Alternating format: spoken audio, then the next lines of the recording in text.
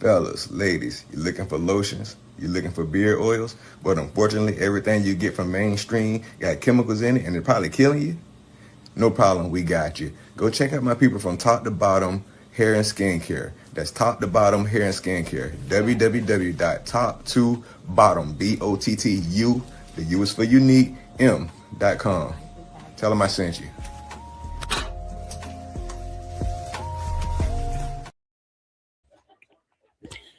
Good afternoon, evening, wherever you chiming in from. Thank you for being here on Unfiltered Sports. I'm your host, Shaq Mack. I'm also the owner of the Delaware Dogs. As you can see, excuse me. Here on Unfiltered Sports, we here to bring the unbiased truth of sports to you live. We also coming to you live because if we hurt your feelings by any means, so be it. Join us. Try to defeat us. Try to be us. Right? But too bad you can't be us or beat us, so it don't even matter. At the end of the day, we here to have fun. We here to talk sports, trash talk, whatever it may be. But we enjoy what we do here on Unfiltered Sports. And today's going to be a little bit different. Going back to being a little bit different, being unique, whatever it may be. But we are going to combine a little bit of life after the whistle with Unfiltered Sports today. And we're going to talk about this in that sense because it works hand in hand of what was just completed yesterday, this past week, right? I should say this past week in general, because everybody has been following March Madness. March Madness has been going on and it has come to an end, right? And so, if I'm not mistaken, UConn's women's or no, UCLA women's basketball won over Dawn Staley in the women's March Madness final game. And then UConn men's basketball lost to Michigan in the final game. And I think that was interesting, right? And this is why I'm combining a little bit of both segments today, right? Because this is bringing up a great point is that a lot of players on these teams that was their last game. A lot of players throughout the tournament, when they lost in the first round, that was the end of their season. They were seniors. They had an opportunity, but their season came to an end early, and it sucks. But they got to start looking at what life looks like outside of sports now, right? What does your life look like outside of sports? What are you getting your college degree in? When you go and talk to someone for a job, what are you telling them that you did? It don't make sense to sit here and go about things differently and just suffer and reap on a loss or whatever. It sucks. Losses hurt and they hurt bad. It was a tough loss for Dawn Staley, and I was rooting for South Carolina for that championship game. But again, there was too much that happened in that last game between her and Gino that distracted her from being where she needed to be at, in my opinion. I think that her focus and the focus of the team as they were celebrating, it just wasn't where it needed to be at, and it was just too much happening. And then when you look at the fact that they shifted as they were celebrating, they shifted. Oh, we got practice this week, and everybody's demeanor changed or whatever, right? But to lose by last year 30 points in the final game, to get back to that same game and lose by 20 points. What are we doing, Dawn Staley? What are we doing? You are a phenomenal coach. A phenomenal coach. But what are we doing losing in the championship game? South Carolina, you are being let down. Top to bottom, what's going on? What's going on? Appreciate you for chiming in. Gino is a big baby, a sore loser. Lost to South Carolina. It is what it is. But South Carolina, the Carolina as a whole, they don't really have nothing good going for them right now. What what just happened with UNC? They just hired a new coach for their basketball program to bring them back up. South Carolina, they lost in the final game. It just sucks really bad. It is definitely bad sportsmanship on Gino's part. Definitely bad sportsmanship overall. Yes, thank you for that comment. Jesus loves you as well. Jesus, died for your sins, and He is my Lord and Savior as well. So appreciate that. But how do you handle somebody when you are? How does that relate, honestly, to the real world now? You are a sore loser. A sore loser. And then you turn around and then you relate that to the real world. Now when I look at that on the real world aspect between college and job interviews and different things like that, is one of those things where it doesn't need to be combined. Because if you are a bad loser when it comes to sports and you go to a job and something doesn't go your way, what are you going to do in your office? Are you going to throw the stapler? Are you going to throw stuff around? You're going to trash your office. It works hand in hand with each other. Hand in hand. You got to be disciplined. You got to instill discipline in yourself, in your players, in your coaching staff. You got to instill discipline in that front office staff, and you got to let them know that line, that gray line that should never be crossed. It's almost like an unspoken rule. It's like cross me and find out. It's like that saying that people say a lot, FAFO. Like, it's going to happen. You're going to mess around and you're going to find out. Right? But it's crazy too, right? Is UCLA dominated Dawn Staley. And the fact I like that UCLA won, not because they destroyed Dawn Staley, because I was rooting for Dawn Staley the whole time, but there was a set of siblings, sisters, mind you, that I don't know how tall that sister was, but she was tall compared to her younger sister. Could be vice versa. Younger sister was taller than the the bigger sister. But that moment, that bond that they shared by winning a national championship together. Do you know how powerful that is? You got your sibling on the same team. And I know we've all had this dream growing up. We playing basketball with our brother. We playing basketball with our sister, whoever it may be. You playing ball. Oh, we practice this in the backyard. And if y'all remember growing up and you put the little the wood backboard on the tree and you nail it to the tree and you get the milk crate, you cut the bottom part out of it and you put it on a tree and you play ball right there in the street. We ain't have enough money to go buy a basketball court for the streets to play like that. So we made our own basketball court. And what we do, we practice, we dribbling. Oh, 5 seconds left. 4, 3, 2, shoot the ball, 1. Oh, the shot goes in, the crowd goes wild. We practice this stuff, right? But we practice this to be the person to take that last shot. And as we get older and as we progress in life, as we see things start to shift, our bodies change, our minds change. The love of the game is not there. But for some people, the love of the game stays there all the time. And one thing that I like too, right, is that we prepare ourselves to take over in real world situations, right? We practice how we play. One of the things that I noticed is that we never actually prepare ourselves for the failure and the heartbreak that goes along with that game winning shot. The sleepless nights that go with trying to win a national championship. The time away from family that goes with trying to build an organization to be great. You have a vision and a dream, and you have to stick with it. And I'm here to tell you that if you have that dream and you have that vision, give everything you got and don't let someone tell you that you can't do it, because guess what? Not everybody that's in your circle is meant to know what you are doing.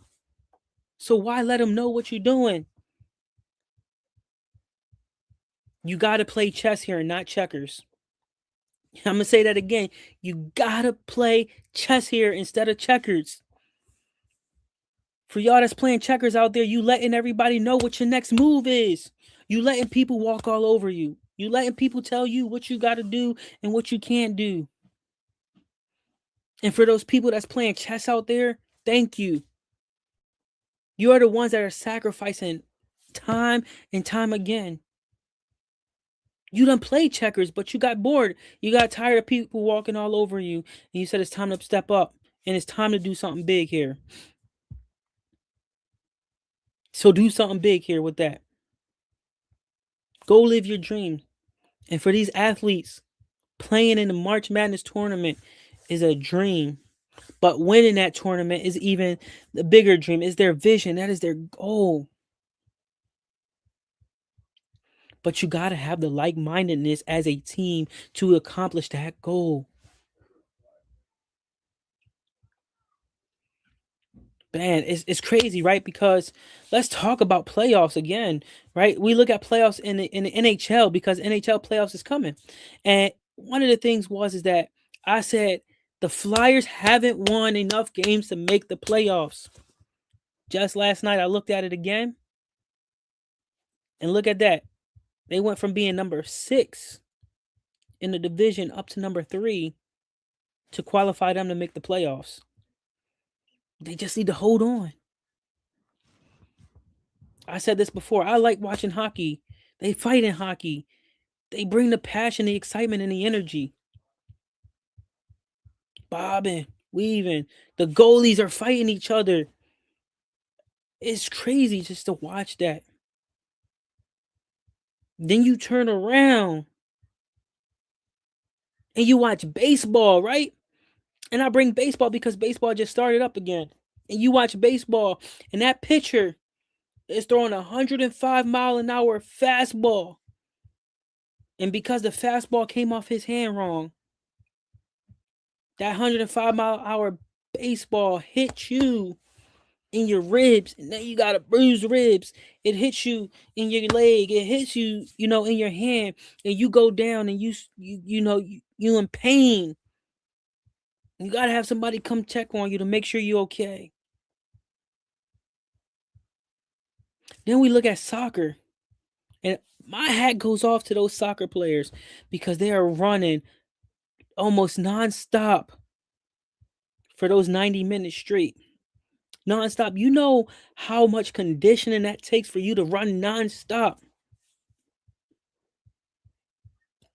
But we look at it as, even then, outside of sports, right? What are we running for? Are we running towards that prize? What is that prize that we're running for? Yes, I want to win a national championship with my Delaware Dogs. But ultimately, too, I want to be the first NBA team in the state of Delaware with the Dogs. And I know where my faith lies. And I know where I'm going to go one day. And my prize and my focus is building a foundation of faith within my organization, of strength, honor, integrity, with grit, grind, that hustle, that dog. You got to have that dog mentality. You got to be ready to go. And I want to come to you guys today and officially let you guys know as well, because the news is officially dropped on Instagram. And if you ain't following us on Instagram, please go give us a follow on Instagram, dogs_basketball_, because as of today, the news has dropped. Dogs basketball has extended to the Lady Dogs as well. We now have a men's pro basketball team and a women's pro basketball team. And it doesn't stop there, because the news is coming out soon too. But I'm going to just give it to you now, is that we're working on the junior dogs as well. And we're going to have a men's, women, and a youth basketball team. And, it's going to be amazing to see how this all is being brought together for the Dogs basketball organization. And also, right? Also, Dogs basketball as a whole has some overseas opportunities coming our way as well. I want you guys too to be on the lookout on Instagram and Facebook, because it's going to be posted there that we have two of our players playing in the ABA All-Star game this Saturday. I'll say that again. We got two players that were nominated to play in the American Basketball Association All-Star game this Saturday.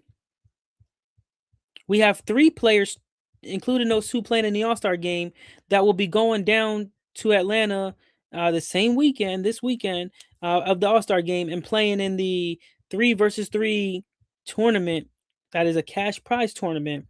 And then we got all three participating in the 3-point shootout, and one of the guys participating in the dunk contest.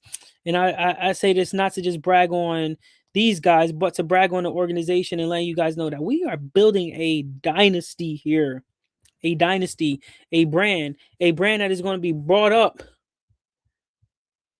to something bigger and something better than ourselves here. And I'm just excited to continue to share that news and information and those updates with you guys, because as of today that the news was broken, the Delaware Lady Dogs is the first pro women's basketball team in the state of Delaware. Come on now. Come on now. That is amazing. Like, I'm hype for the Lady Dogs and to see the progress that they're going to be making from year to year to year. I got a feeling that these ladies are about to win a championship. Now it's going to be competition. Who going to win the Natty Championship first? Is it going to be Dogs or is it going to be the Lady Dogs? Who going to win first? Uh-oh. Uh-oh. The competition is on, guys. The competition is on. Who gets to host that trophy first? And who gets those rings first? I like somebody to put the bid in the chat there for me, because that's gonna be interesting right there. Dogs basketball win the national championship first, or will the Lady Dogs win the national championship first? Man, good things are coming overall for this organization. I'm really hype and happy to see that we do have the representation from Dogs basketball in the chat as in itself. Our GM and head coach has been in the chat, been chiming in, and we appreciate the support from our head coach and GM. And one day, you never know, our GM head coach may be popping up here on Unfiltered Sports and answering a few questions for you guys. So please bring your questions to the chat, and you will know that he will answer those questions for you guys. I'm super excited for this opportunity, though, overall, in general. There is an opportunity for the junior ABA to come around as well in Delaware. Some good things happening here, and I'm hyped for this. But back to just basketball and life, right? Is that some of the stuff that you learn playing sports can transition right over to what you need to know in a career, in a job, right? Because one thing that we've always been taught growing up is that what's that saying? And I might be butchering this, is that if you go to work and it doesn't feel like work, then you found yourself a career. Or if you go to work and it doesn't feel like work, then it's not a job. Right? And I wake up every single day and I'm just talking to people, different owners, networking, trying to see, what they're doing that's working for them, what I can do that's work for me, talking to my coach, my GM, I'm talking to players. I'm trying to bring in people to fill a void that we may need for the organization. And it doesn't feel like I'm working. Like, I don't feel like I'm working, but when I get to talking, I can be on the phone for a simple 5-10 minute conversation, and it turned into a 2-hour conversation because we are working, but it doesn't feel like work, because when we unite as like-minded individuals, it's like we're a family. We're united as one. And that's the crazy part, is that Dogs basketball, we are one. We got unfinished business, and woo! Man, it's a lot of good stuff. And like I said, the stuff that you learn from playing sports, please take over and learn for like your job in itself, because you can learn a lot in sports to transition. I'm glad that I played sports growing up. I'm glad I had coaches, instilling that discipline in us and keeping us accountable, right? Even in college too, coaches that cared and made sure that we did what we were supposed to do. And when I joined the military and I got into, basic training, and I'm like, man, I'm glad I played college sports because I'm conditioned as much as I can be. And when I got to basic training and I'm running and I'm like, yeah, I'm doing good. And the one thing that I thought I was doing good at, which was push-ups, it's like, no, it's not counting because you're moving too fast and you didn't break the plane that we're looking for. And I'm like, man. But then you realize too, if you join the military, they can't count. You go 1, 2, 3, 1. That's one push-up in the military. I just did 2 full push-ups. But just think about it though, right? When we used to take our PT test, our drill sergeants told us straight up, if you do push-ups the way we've been training you how to do push-ups the whole time, and in sequence and in count, 1, 2, 3, 1, that's already 2 push-ups. And then you keep doing that. And let's say your goal is to get 100 push-ups. And if you do 50 of those military push-ups, you hit that 100. And I remember too, the way we got better with doing push-ups was because the drill sergeant, right before we go into every meal and right before we got released, he would face us in the center. We all would drop. He would drop with us, and we would do 20 push-ups. And it was like, give us more, drill sergeant. And then we would do another 10 more. And then we would keep adding on so we can progress. And the same thing applies here with sports. You got to have hunger. You got to have that. You got to have that passion. That passion transitions to what you do in your everyday life.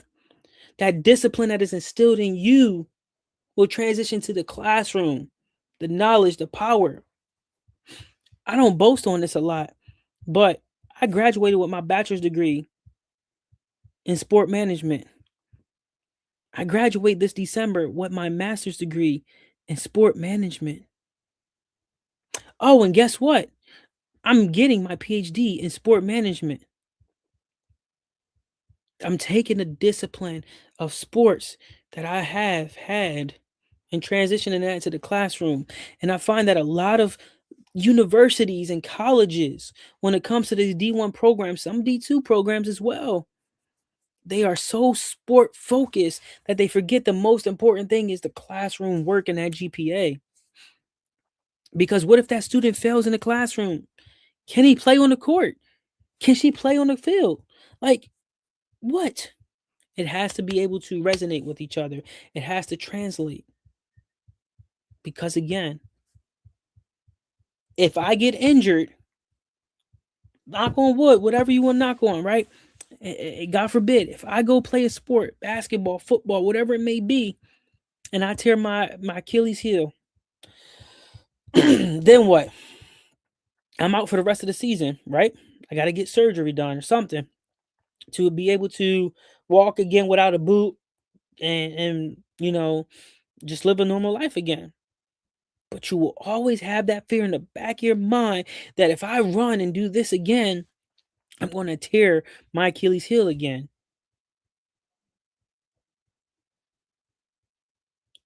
When Kevin Ware landed on his leg and his bone popped out of his leg, right? Everybody was heads turned. I can't watch. His bone popped out. I'm going to throw up. I remember that game like in the back of my head. And it was mind blowing to know that he wasn't himself ever again because that fear of if I do this again, my bone might come out. Paul George playing the Team USA. I think he went to lay the ball up or dunk the ball, but he landed. When he landed at the bottom where the wheels of the court was. And again, he broke his leg. Same style as Kevin Ware did. But they never played basketball the same ever again.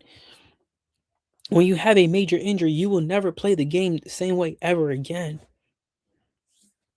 And it's just sad that we go through life like this. It's sad to know that we have a fear of something. I even have a fear. I'm afraid of heights. It's not really necessarily the fear of heights, but the fear of what's going to happen while I'm up there in the air. That something could go wrong. But because I'm a daredevil and I like to climb up in the trees and I like to go high up in the air, I still make it work. And I remember, and I'm using life principles here because again, I'm combining life after the whistle with the unfiltered sports aspect here. And I was climbing up the ladder in basic training. And then I get up to the top and we're getting ready to do the rappel tower. And the drill sergeant is like, all right, you got to crawl around. And we're crawling around or whatnot on the top. Mind you, I'm looking down the whole time. There's nowhere else to look. If I look up, I know I'm super high up in the air, but I'm like crawling around and I'm like, got my eyes closed and I'm like praying and whatnot. I finally get to the drill sergeant. He hooks me up, um, my harness up to, the ropes and getting ready to blade down. And um, the blade man down there, called out, lane one, ready to rappel, lane one ready. And then he's like, all right, private, gonna stand up now. Stood up. I took the rope how he told me to take it, had my one hand in the bag, and then I had the one hand on the front. And then he goes, lean back. And I lean back. But he's like, you got to sit down. And I'm like, oh, I can't do that or I'm going to fall. He's like, you got to trust that man down there. And when I tell you, I was scared. I was like, I'm going to fall. I'm going to die, something.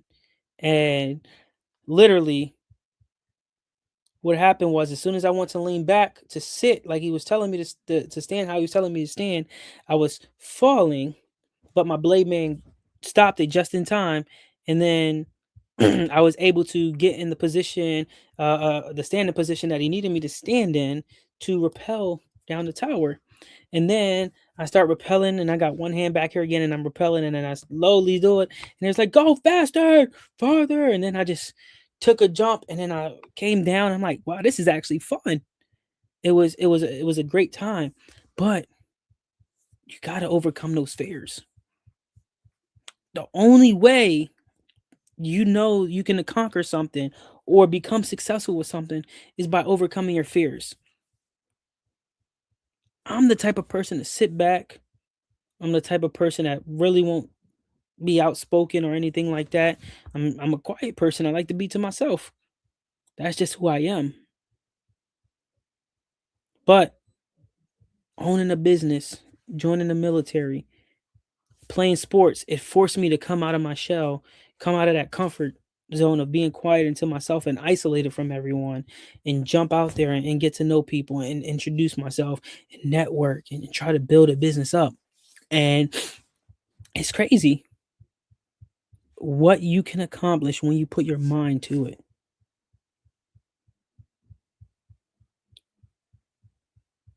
I remember playing sports growing up, football, my senior year in high school.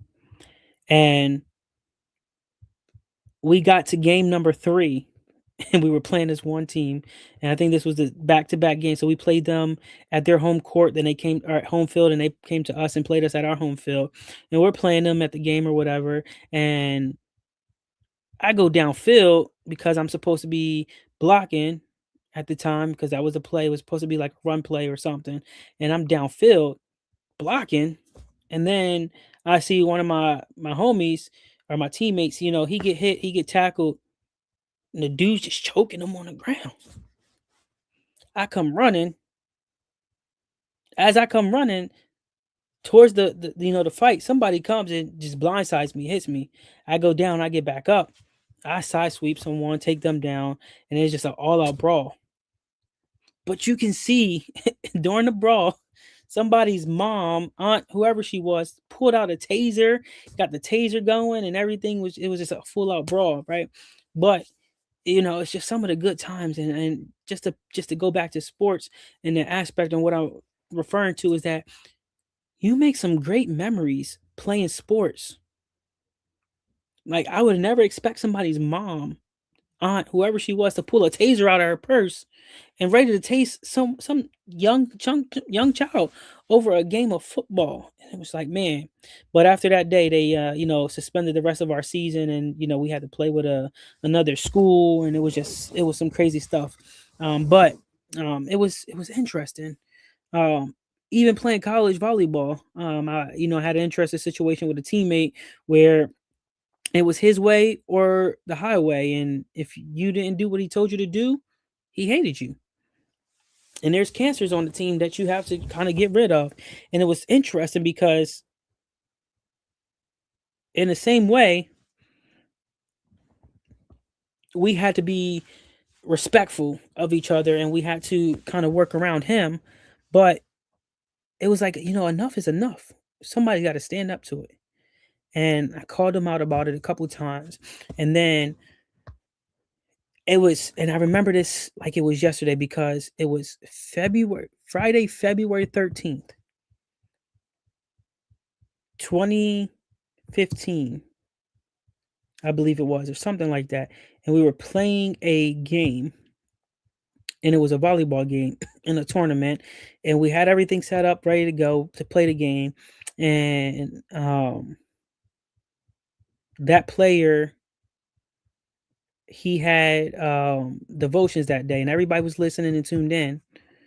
And then, or no, I had devotions that day, something, but we had our team devotions right before the game as usual.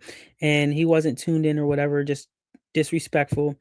And then we get on the court, and so my RA at the time was one of the captains on the volleyball team, and he went over to him, and after he bumped us and whatever, he went over to the RA. The captain was like, "Hey, they call him for captains." He goes over, the captain's talking to him. Then me and my my really good friend, we call him Sky, and he's about 6'5" ish, and I always played opposite of him, so I knew where I was at all times, and I learned that from one of the referees. But me and him were, just smacking the ball back and forth to each other, and we were playing volleyball, obviously practicing, warming up. But then something happened, and the dude got mad, and me and him were literally like about to explode. So I pulled the assistant coach in, and I said, "Listen, we need to go talk. We need to go pray, like because this is not going to work out." And so he ended up, pulling me aside, and I explained the situation and how I felt and what was happening, and that if he wanted me to continue playing on the team, somebody needed to say something to him. And so he ended up with the head coach pulling that player inside the office, talking with them, gave him his ultimatum or whatever. And then something happened during the game, and the player sat down it was during the timeout actually. The player sat down, didn't want to shake nobody's hand, didn't want to be a part of the huddle, nothing. Coach subbed them out and put a different player in, and he was pissed off. He ended up taking his jersey off, like some of you guys seen during the basketball game in the playoffs or whatever. And he ended up taking his jersey off and he quit. But then after everything was said and done, the coaches pulled him in the office again, told him, "Hey, like you're done on this team, like you're not welcome on his team," or however they told him. But I remember this very clearly because I'm getting dressed and I'm just laughing around, and I'm a freshman in college at the time. Like I'm still learning how to be mature and be an adult. He comes in the room, he's shaking hands with his roommate and all that. It's like, I wish you the best on, the rest of your season. I wish you the best the rest of your season. Then he like points his finger like that towards me and said, "I hope you happy because you got what you wanted. I'm done on this team." And then I was like, I got pissed off. I got mad because he put his hand in my face. Don't put your hand in my face. That's disrespectful. And I go to lunge forward, and my RA like he grabs me, my friend grabs me, and mind you, I'm small, and I embarrassed to say this part, but like they threw me into the team locker, and I was already at my locker getting dressed or whatever, but he threw me into the locker, and we going back and forth or whatever. The head coach finally gets this dude out of the locker room, and he's like yelling at me, and then from there, it was like, all right, we're going to pray about this and then we're just going to go from there. But the dude had already called his grandma to help him come pack his room up and get him out of the school. And he left the school and transferred down to Liberty. But then, it was just a long story from there. But I remember that story because it was crazy. It taught me a lot about myself and that I needed to stand up not only for myself but for my teammates as well, because you're not just going to walk all over us. You're not going to do things and just think you're going to get over with it. It's just crazy, but appreciate these moments because those are life lessons. They transition over to what you need to know. And I say that because it reminded me when Gino and Dawn were back and forth. That was literally me and my teammate going back and forth at each other, and it was crazy. And it was interesting too because there's been several times where coaches from other teams were like, "Man, you got a lot of energy, you got a lot of hustle. Come play for us." I'm like, "No, this is close to home. I like this here. This is perfect." And I stayed with the true team, and I never played another game after that. But one year, and I went to military duty and got kicked off the team. I signed up for the army, went to basic training, came back, and the coach was like, "We don't have a spot on the team for you anymore." And that was that. I was like, "Well, can I still try out?" No, unfortunately, we don't have a spot on the team for you. And I was just really frustrated because I went to basic training. I was told I had a spot when I got back, and then I come back and no, you don't have a spot on the team. So that was just some really crazy news to get. But you learn, you live, and it's just amazing to take that information that from sports and transition that over to real world situations. And you know, he's like one of the biggest things that he threw in my face was take this time to focus on playing basketball again. Why would I like if I tell you I want to dedicate my time to play volleyball and to grow as a volleyball player, and you tell me to take my time and my talents to go finish playing basketball?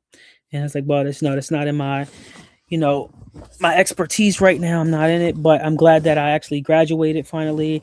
I was able to move on and then pick up my career in basketball as an owner, and I got to move forward with that. And I really am appreciative of those hiccups, those trials that I went through, the errors that I went through. I'm appreciative of everybody that has come into my corner to support me and my vision of owning my own basketball team. And, I thought it was just going to be a men's basketball team, but look, it turned into a women's basketball team and soon to be youth basketball teams. And I'm proud to have these people in my corner. Huge shout out to the OG Network. Ron's opinion don't matter because he's been streaming all of Dogs basketball games on his channel and helping us grow our fan base. Huge shout out to Mental Raccoon for always being in the chat, supporting us, and really just giving us the fan interactions that we need. Huge shout out to Out the Pit down in Florida and Queen because they have been rocking Dogs merchandise since day one. The same thing with Ron. Huge shout out to Ant Like the Bug over in Ohio for always trying to get some dog merch, and we still owe him dog merch. It's in the way. We can't do none with the situation overseas right now, but as soon as it gets here, you will have your merch. Huge shout out to Top to Bottom Hair and Skincare Products for having some of the best organic products that there's out there. If you haven't, please go check them out at Top to Bottom, BOTTUM, right? And go get some great product. And if you spend $35 or more, put that OG 26 in the chat, and then you get that 15% off. And then you kind of go from there, right? But have a support system in place to support us. Even when we don't think we have people that supporting us, we always have someone. I want to shout out again my GM and head coach. Coach Mac is in the building. He's been on this live the whole time, just listening and chiming in. But at the same time, we've built up a great, I don't even want to say like professional relationship, but we've become more like family. We've built that relationship up to the point it's like, yo, I just need to talk. And like I said, a talk that can be a 10-minute conversation, and me just venting and saying, yo, I'm struggling with this. How do you feel about this? Turns into an hour conversation. Man, listen, you're right. I see your point. But let's look at it this way. Now you see where I'm coming from. Now let's tackle this situation like this. And it put us in a situation where we look at it differently and not going into this anger in our hearts or whatever it may be. And it helps a lot to have other people that you can just bounce ideas off of. And it's funny too because like I was watching WWE Monday Night Raw, and I watched 2 weeks ago where the OTC Roman Reigns, he, with Jay and Jimmy Uso, they attacked CM Punk and then put CM Punk through the actual announcers table.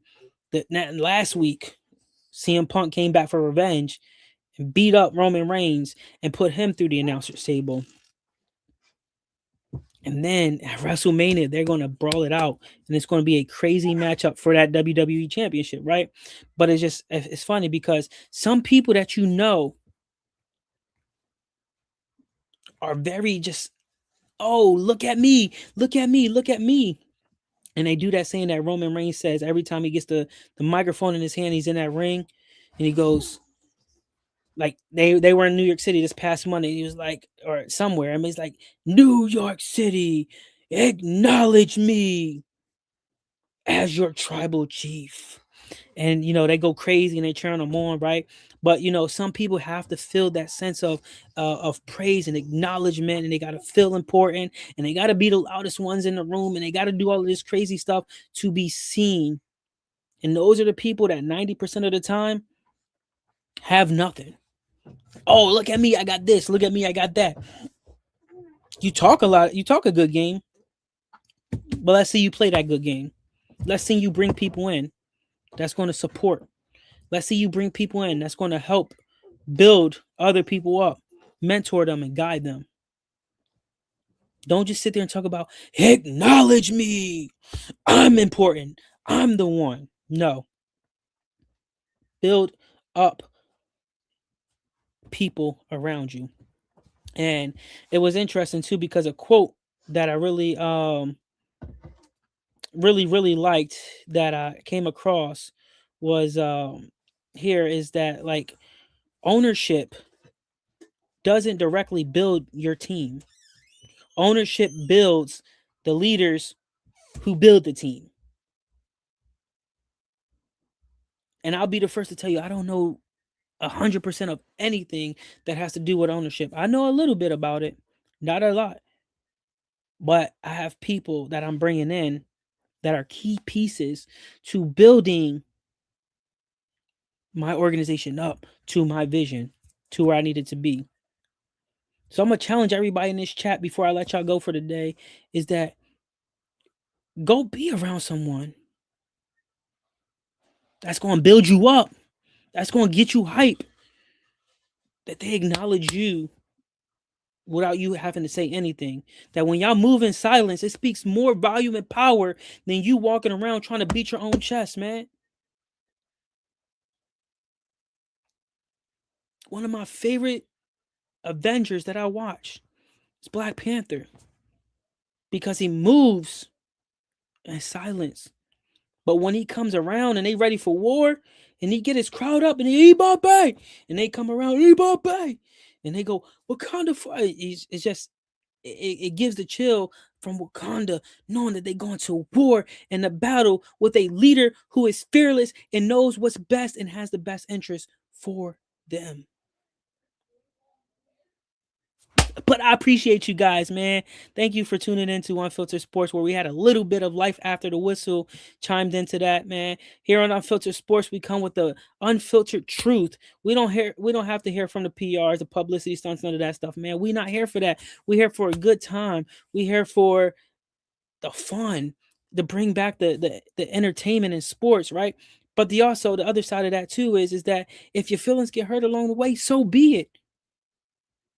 Keep it pushing. But until next time, here on Unfiltered Sports, I'm your host, Shaq Mack. I appreciate your time. I'm going to give you your day back. Enjoy the rest of your night, and I'll see you guys tomorrow on the episode of Life After the Whistle. Thank you all and have a great night and stay blessed. Let's go, dog. Fellas, ladies, you looking for lotions? You looking for beard oils? But unfortunately, everything you get from mainstream got chemicals in it and it probably killing you?